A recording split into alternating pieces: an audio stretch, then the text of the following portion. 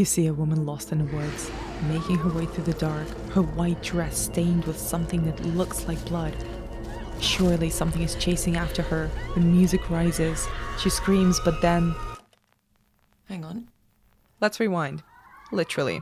This is a horror movie, but it's not the horror movie that you're about to watch. Someone else is watching this woman, making notes in a little notebook. The person with the notebook is Enid Baines, and she's a film censor in 1980s Great Britain. No, the decapitation is ridiculous. It's the eye gouging. It's too realistic. Plus, I was trying to see who dragged her away. Enid takes her job really seriously. Maybe even a little bit too seriously. Bit of a stickler for detail, you could say. Which is all well and good until the cracks start to show underneath that tightly wound, polished exterior. This is the first scene of Prano Bailey-Bond's debut film, Censor. A horror film so layered with beauty, gore and mystery that it deserves its very own podcast. Welcome to Censor This, a mini-series dedicated to dissecting some of the many layers of the film.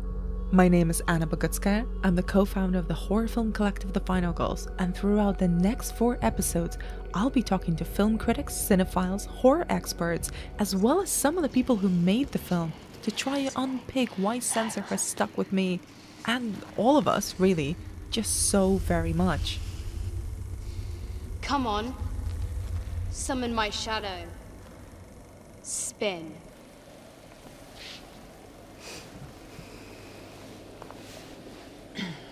Do it. 1, 2, 3.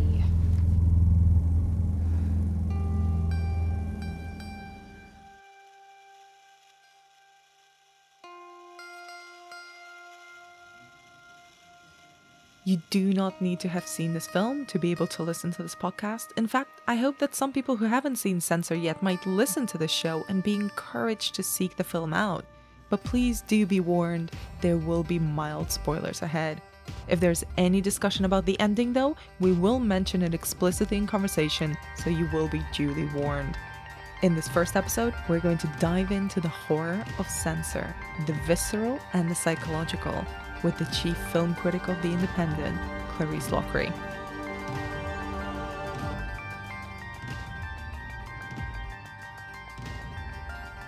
I was always a bit of a macabre child. I used to read a lot of books about ghosts and witches, and I think it's that sort of like interest in the unexplainable that's always stayed with me. So in terms of the kind of horror, like I think it's anything that makes me question reality and existence and puts a little question mark at the end of the sentences of my reality. I really enjoy any kind of horror film that's like that, and I think Censor is very much that sort of film, and I think that's why I've been thinking about it so much. I mean, it bodes well for this conversation because in this episode we're going to be discussing the horror of Censor, like what makes it work and as a horror film, and where that sense of the unexplained and the terrifying stems from the film. So can you talk a little bit about your expectations of the film and what was that first impression when you first saw it? Well, the most I'd heard about it was from you because you'd seen it. And you were recommending it to me. And I think, knowing that we know each other's taste quite well, I trusted that I was going to like it because, otherwise why would you recommend it to me? So I went in with quite high expectations because of that, but they were fulfilled. So good job. So what did you first make of Censor when you saw it with those expectations sky high? Yeah, I think as I kind of mentioned the idea that it's not left my brain, there was such a pleasurable feeling of discomfort after the credits rolled, because it's one of those great horror films that ends with a question mark, with a very big question mark. and I think like when films do that very well, that sort of that lingering feeling of the of not just the unexplained, but the openness of, something happens after the credits, but the filmmaker doesn't give you that. It's your own brain has to fill in that gap.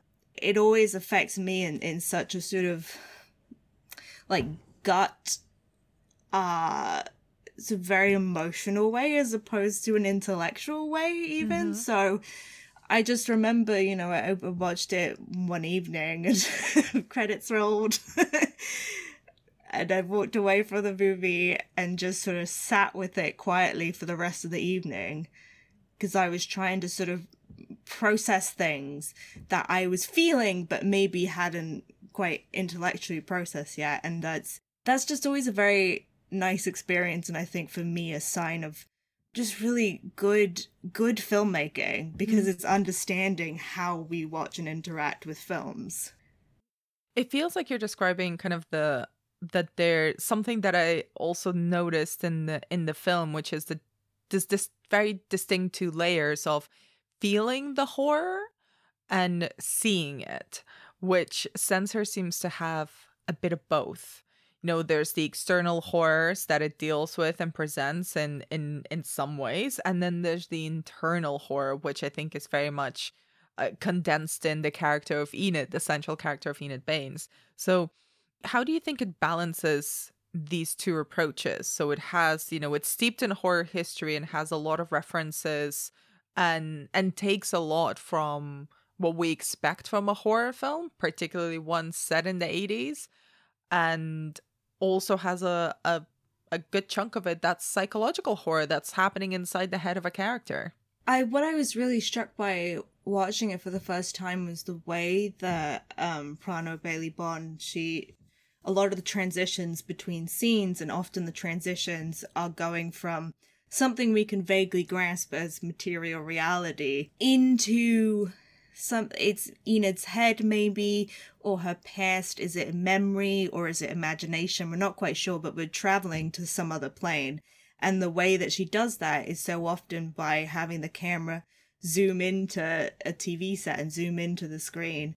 And so for me, a lot of those two layers of horror that you're talking about, it comes down to that overarching theme about the moral panic of the video nasties, about our brain's ability to separate fact and fiction. And I think this film explores that on so many different levels, because yes, it is about, the sort of very political side of the video nasty moral panic, but you're also dealing with Enid's repressed memories. And what is that? What is she remembering? Is it the truth, or is it some gap that she's filling in with an imagined horror? And then also like her relationship with the films that she's watching as a censor, of what she's absorbing from them.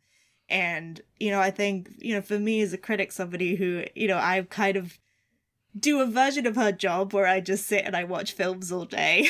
Yeah.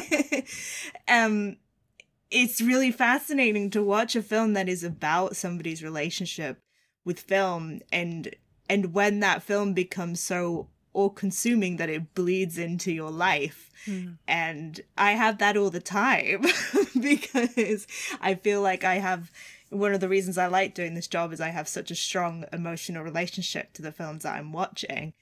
And so, yeah, I think to go back to those two levels of horror, I think throughout Censor, it's kind of our audience, as the audience, is our brain trying to figure out, well, what's what is what is the film and what is the memory, and is Enid's problem that she can't separate the two quite clearly enough. There's several things there. So let's talk first about like her relationship with the films that she's censoring, that she's passing judgment on. Not dissimilar to her critic, but very different. Let's just make that super clear. Very different, particularly in that era. So how would you describe like this sense of, I guess, moral responsibility that she holds? And she's so detail oriented and so specific in how she administers her job and her judgment. And that's the first scene of the film. We see her rewind on a horror film and we see her go back and decide this is okay, this is not okay, this is potentially damaging, harmful to audiences, this is fine. And there's this whole conversation about, what is okay to leave in a film, what is okay to show in a film. How do you think like she relates to the images that she's seeing in the film? I think for her character, there is this very strong level of disconnect and complete disassociation. Because I was so struck by the scene where it's her and a colleague, a female colleague, are watching a film that has, of quite graphic sexual assault in it. And her colleague is very clearly upset by it. And she doesn't react. And the colleague sort of doesn't quite understand that. And it's because sort of her... I think there is something where she just sort of like leaves her body while she's watching this film because she's so focused on the job at hand that it's not really her in the room anymore. It's the censor. It's like the identity of her as the censor, and because she feels like there's such a moral imperative to do this job because she is protecting people, and she keeps telling that to herself and to people, like, I am protecting people, this is why I do what I do.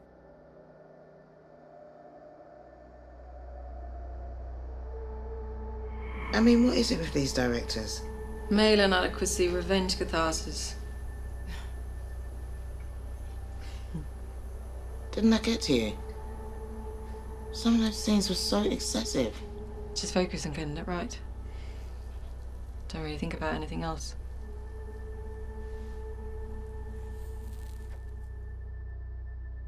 And I think to take a step back from that, it's really interesting when we're talking about a character that has suffered some sort of trauma that she can't fully remember. It's like, well, that's protection as well.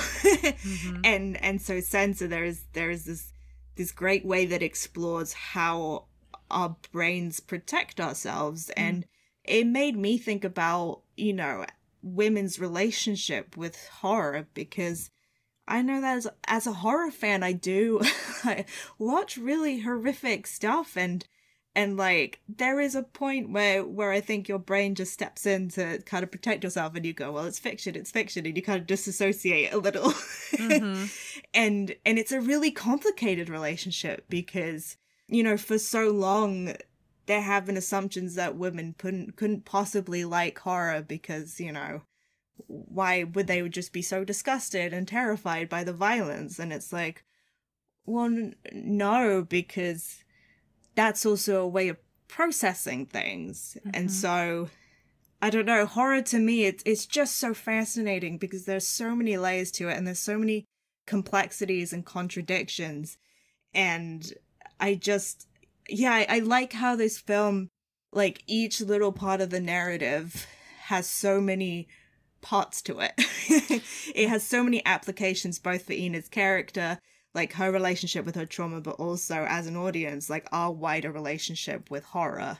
Absolutely. I think it really much visualizes and actually puts into the language of horror films that tension that exists on an internal level and on an external level. So kind of the societal level of, I guess, what women are expected to like or not.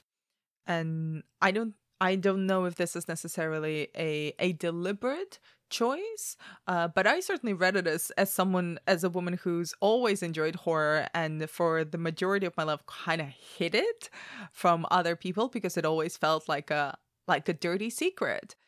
And there's that protection that you're talking about that becomes invaded at a certain point, and it's unpredictable when it will become invaded. And there's a particular moment where Enid's protection kind of falls apart around her, and it's out of nowhere. And that's when what you're talking about, kind of her disassociation or the repressed memories, the repressed trauma that she has, kind of starts to surface and take control, or at least take control or start to break away at these very tightly crafted levels of protection that she has around her. And it is also watching a horror film. It's I think one of the the third scene in the film where when we're shown her watching a horror film that she's, taking notes on, doing her job. And it's again the way that we connect with films, and we do it on such a sort of primal emotional level where we don't really even understand what's happening, but you're feeling something. And sort of what happens when you walk away from the film is that you have to unpack that emotion and go, well, wait, what part of my brain has that awakened or reawakened? And I think, yeah, watching her watch that film for the first time, it's like, sometimes there's things about yourself that you can't really put into words and you can't really process properly.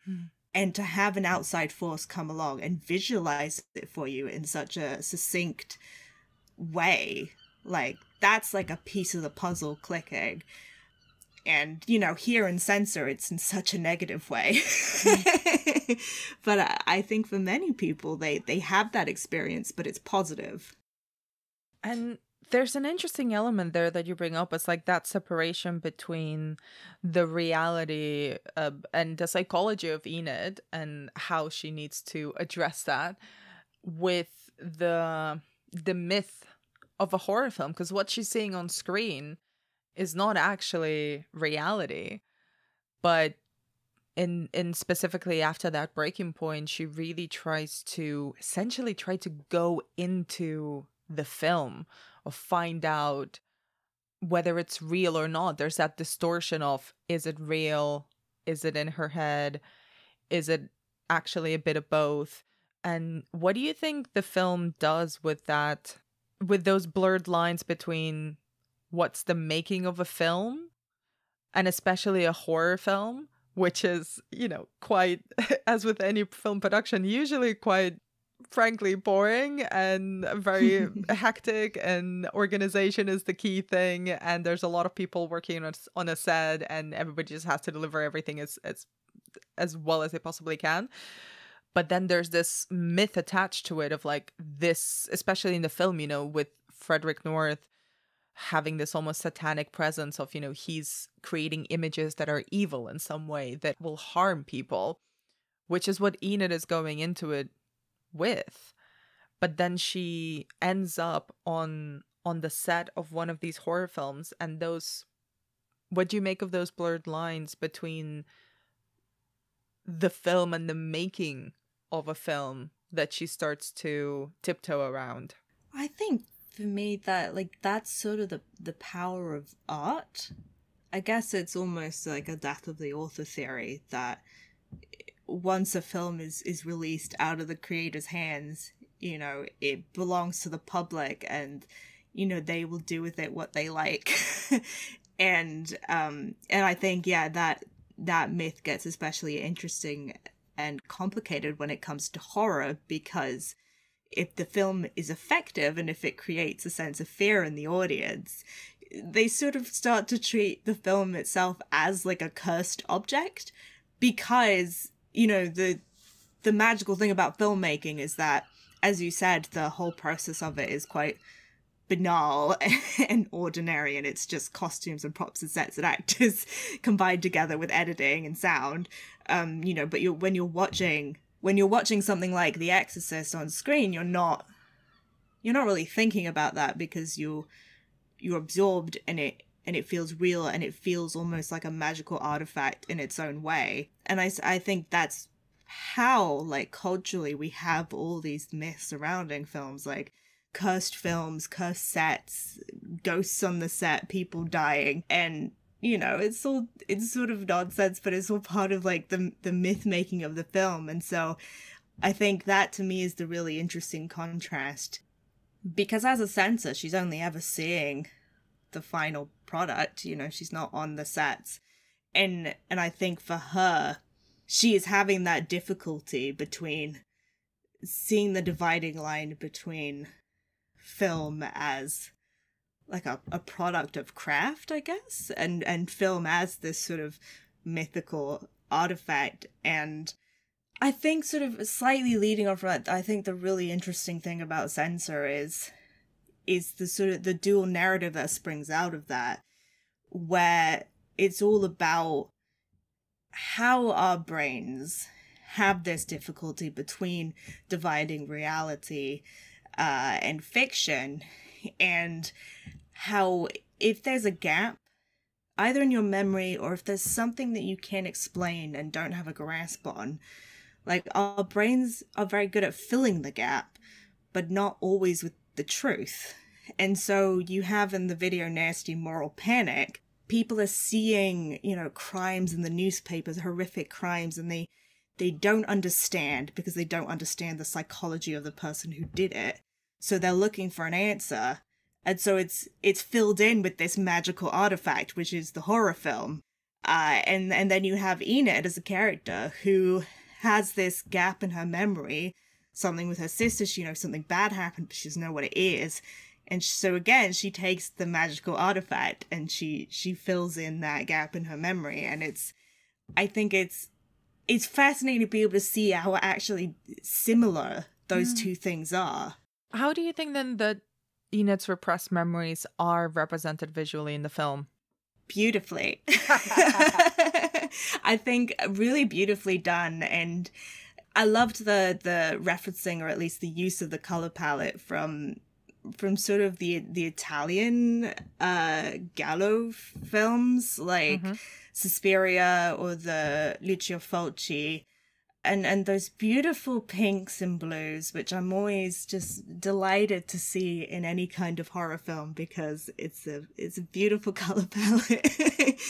And it also, I love the emotion that it instantly creates because it's something both alien and seductive. And I think that runs so true in Suspiria, and to see it here because she's constantly being drawn towards the memory because she wants to find out what she thinks is the truth at the center of it. And so to have those colors, it's enticing, but also like, don't go down there. Something bad will happen. Don't go too deep into the woods.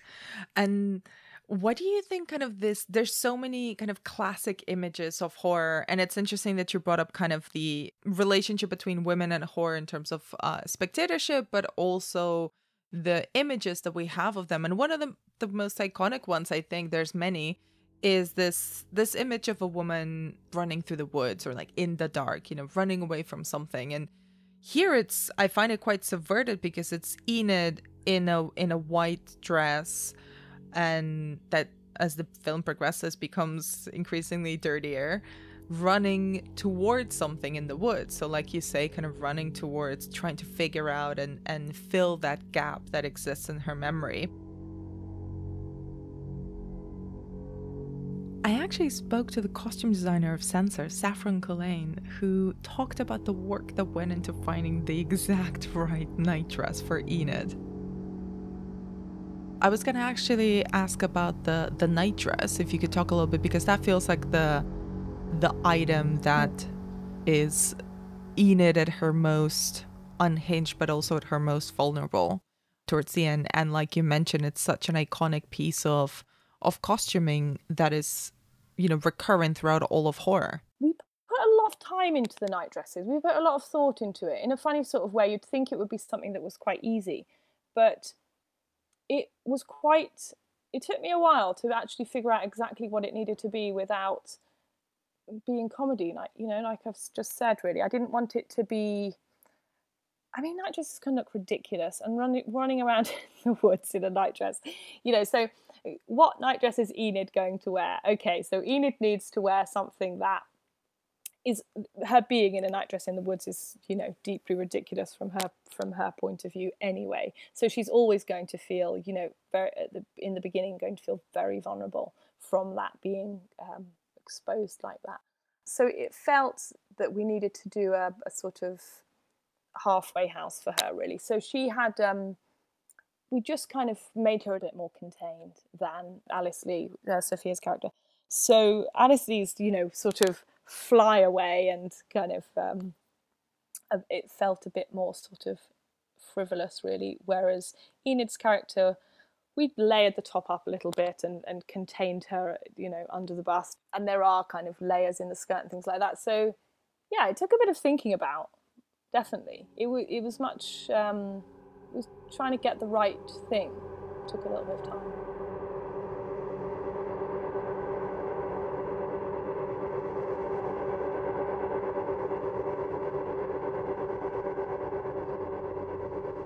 How do you think it sort of uses the woods, the darkness, and these quite classic images of horror films to its advantage? Well, I guess here it's hard because I have to get a little bit spoilery. Let's get a little bit spoilery, yes. To explain my thoughts on this. But yeah, as you said, it's such a classic imagery where we're so used to seeing the woman as the victim, you know, running away, falling over, crawling away, begging for mercy. And to have Enid more in the role of the aggressor, that brings up a very interesting question of who is the monster in Censor? And I love that it's an open question, and I know that we have very different conclusions on it. But to me, I think there is an element of Enid as the female monster that what she may be repressing is a violence that is within herself. And we do see that violence coming out over the course of the film. And I think to see her at the very end, as you said, the pure virginal white dress dirtied and bloodied, weapon in her hand, I think you could very well interpret that as an image of a woman coming into her own, but that own happens to be something very dark. And yeah, as I said, I think it's very open. I think that's the pleasure of Censor, is trying to read it in different ways, where she's both the monster and the victim, and I think it's very much up to you to decide what role she is fulfilling by the end. Is there a particular scene that you found terrifying in the film? Oh, that's interesting, because I think my experience watching it was less sort of like an abject horror, but more like I think I mentioned this before, like a discomfort. Mm-hmm. And I think to me that's as valid a way and as good a way to react to a horror film. I don't always want to go into them to be like, ooh, scared, I have to sleep with the lights on now. Mm-hmm.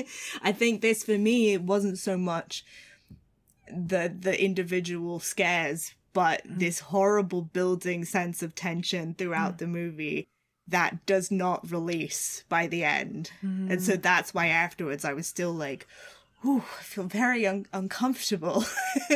And I don't know how to shake this, because the movie doesn't give you that release. And this is good. I'm saying this is good stuff because I like to feel like that. I know that sounds weird, but I enjoy that feeling. That's why we're all here.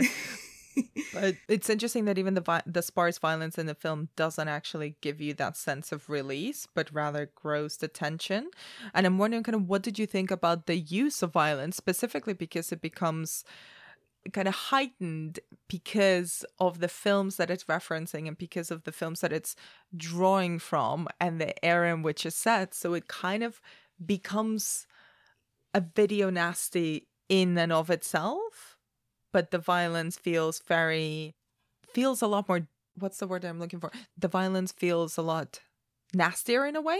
I think the reason it feels like that for me is what I noticed that I think is incredibly clever, is that when she's watching the actual video nasties, it often cuts away before the actual really nasty violent part. I mean, you see some violence, but it's much more muted. As opposed to when that horror bleeds into her real life. I remember the first time that you see gore and you see violence sort of in her life. It felt I was kind of shocked. It was so stark because I wasn't expecting to see it in that context. I was obviously going into Censor expecting to see blood and gore because it's a movie about video nasties.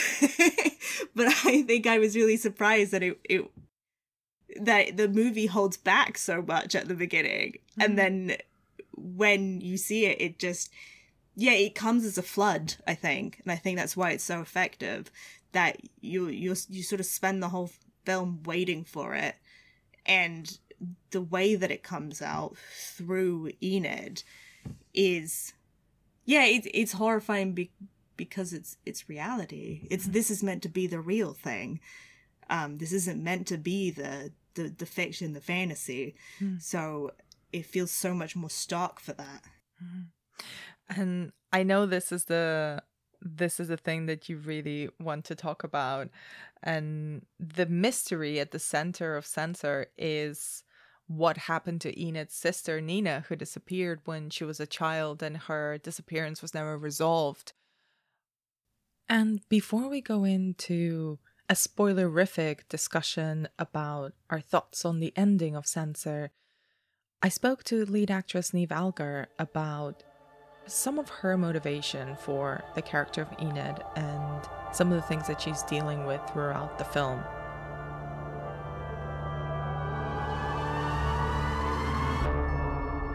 If you had gone through such a traumatic thing as a child where your sister's disappeared, there would have been so much media attention on that as a child that she would have been probably overexposed and traumatized by, so carrying this PTSD of everyone knowing everything about you, but yet you can't remember the one event that would save your sister, would have this ongoing, I suppose, stain on you as a human that you can't, you feel like people are just seeing that and they're not seeing you. They're just seeing the terrible thing that happened to you. And can you talk a little bit of what changed for you in how you wanted to play her once Enid starts to lose her grip on reality and things start to sort of mix and blend together? It's interesting. Whereas Enid begins to lose it, she actually becomes more human. She begins to, even though she's losing grip on reality, you see a person actually loosen up, and nearly you become warm to her more, even though essentially what she's like, I feel like, that's such an interesting path to go on as a character, is that when they start to do things that they shouldn't do, we understand them more.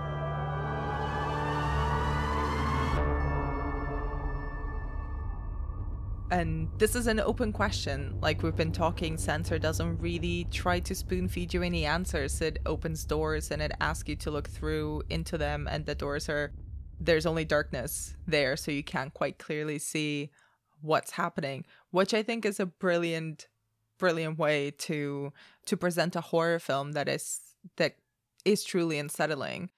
So I wanted to ask you, what do you think happened to Enid's sister?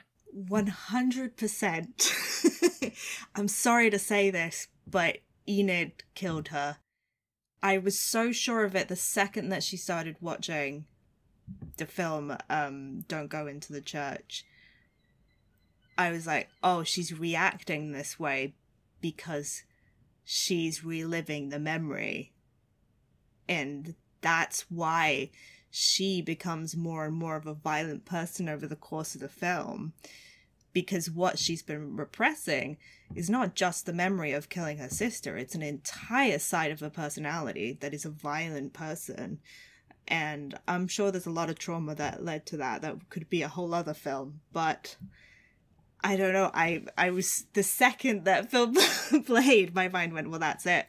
That explains everything, because I think the idea that she would simply be repressing a memory of witnessing a crime, I don't quite buy it. What I do buy is her trying to repress, like, her guilt. She feels so guilty about it that she just refuses. It's not so much it's not even so much a repressed memory. I think it's her brain in this self-protection mode refusing to let her remember that act and that entire side of her.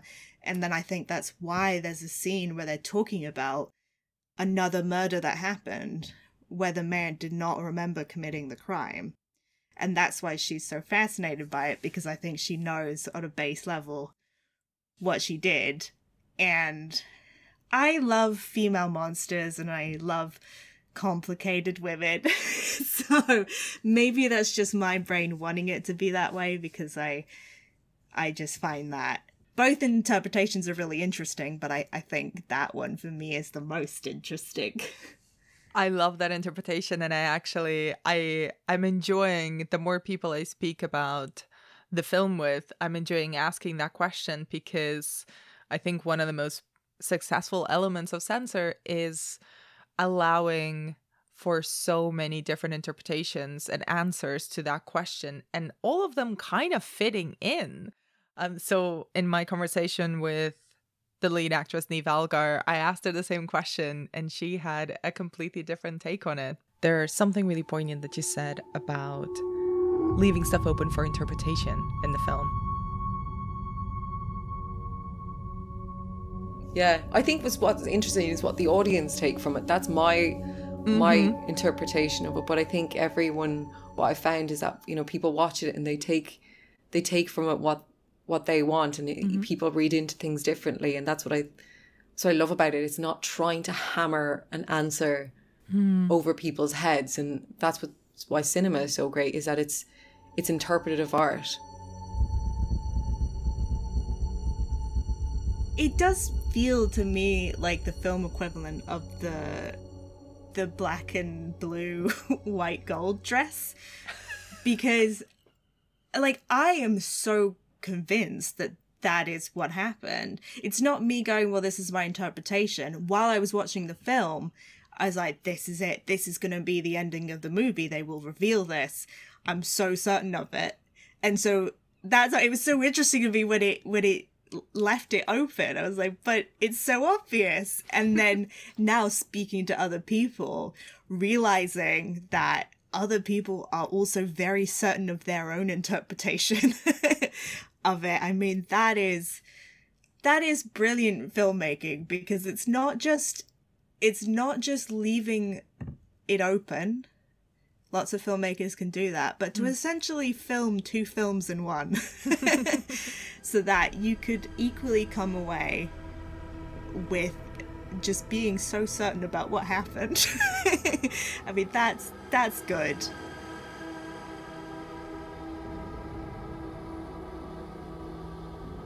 Thank you for listening. This podcast has been produced by The Final Ghost with the support of Vertigo Releasing.